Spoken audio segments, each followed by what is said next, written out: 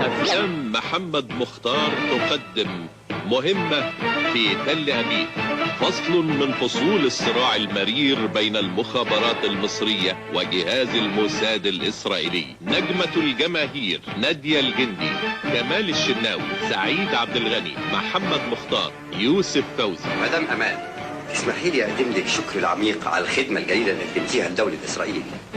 في نجحت بتفوق.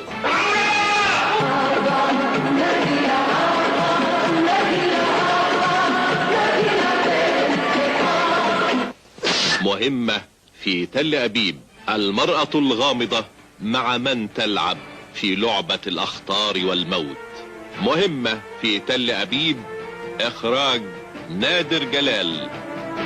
أوبرا وريفولي وكريم ونورماندي وفاتن وفونتانا بالقاهرة، ورويال وفريال بالإسكندرية، وطنطا والمنصورة والزقازيق وأسيوط ورأس البر.